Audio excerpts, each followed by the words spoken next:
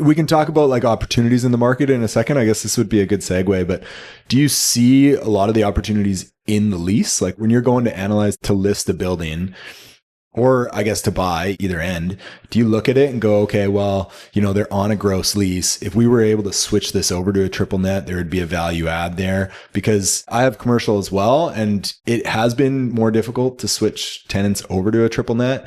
Mostly, I think because, they're a little bit nervous of those expenses that are going up, pretty high with inflation on like, insurance or property tax or anything that like you really don't have control over, or even just general maintenance costs. So I feel for the tenant in that regard, but also it shouldn't be the burden of the landlord. But yeah, I guess, to rewind and get back to the question, like, is leasing the majority opportunity that you guys see to value add? Oh, it's such a good question, loaded question. I think that if you've got a client that has an existing portfolio, where we've seen a lot of success. The reason why we've been able to represent some of these developers and clients that have had long-term runs is a great commercial agent typically will find an opportunity if they know what market trends are. They, fortunate to work in other markets and they see what other landlords are doing and to ways to improve their leases or improve the situation.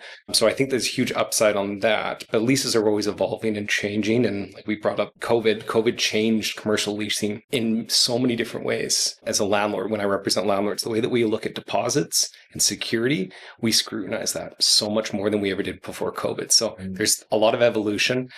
I think where there's a lot of opportunity on the commercial side is when you've got clients that maybe have kind of historically owned the building and they just thought that's the way to do it. And they inherited leases, or they thought, well, you know what, when the market was down, we inherited gross leases, or we loved gross leases because it was stable rent and clients were happy, tenants were happy.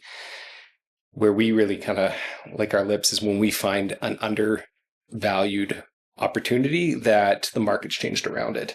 Actually, a really great example is the way that buildings are calculated for measurements.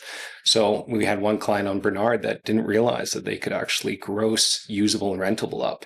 And, as the leases matured and we got them onto a new program, their buildings expanded by 15%, just be able to collect areas that they actually had the right to incorporate back into the leases. So that'd be one really great example of, I think the client was quite happy as the market evolved, particularly in this example, retail of Bernard shifted over the last 15 years.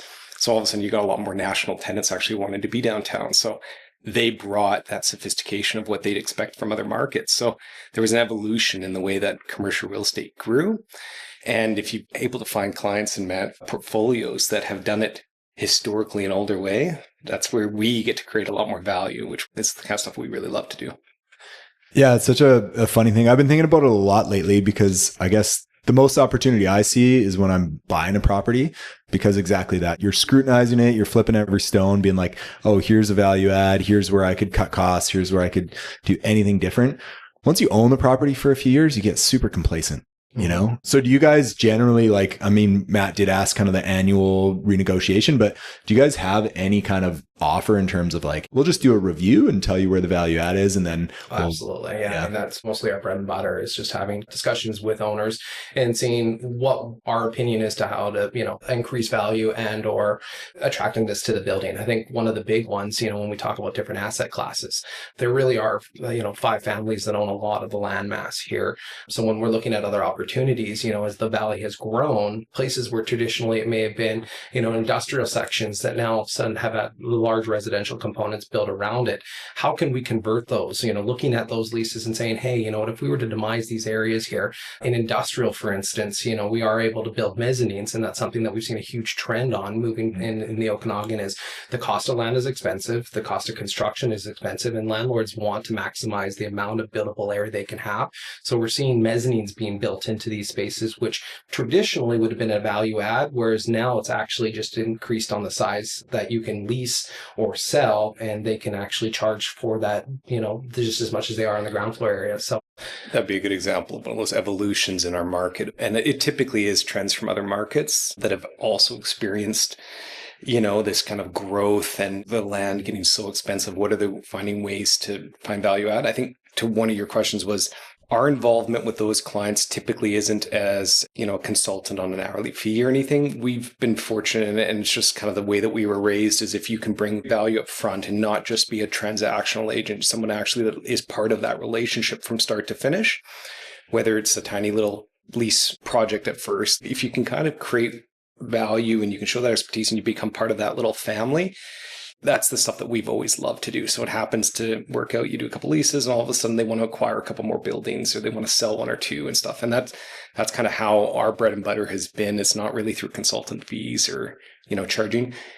And quite honestly, the developer and the investor also has to buy into a little bit of the value add that we have. We have lots of clients that say, we're good. We don't care how other people do it. This is the way we've done it. The absolute truth is we probably don't create much value for that client in that relationship. So maybe we just move to someone that actually sees that value, because you also don't want to have to retrain the whole program. Like, if you're happy with it and it works, I'm going to confuse it completely by changing. Let's just use, usable versus rentable. And I start, telling you got to read all the BOMA standards. You might say, look, I've got a full-time job somewhere else. This is a passive income producing property for me. Chris, stop it. You're confusing my world. You're creating chaos. You mentioned there's 5 families in Kelowna that probably own the majority, which is totally fair. But there are a lot of like smaller landlords that maybe own 1 or 2 spaces. You cannot be up to speed on education of like even just square footage, how much, it's leasing for. So to have somebody that's like fully into it as well as writing the leases, yeah, there's huge value there.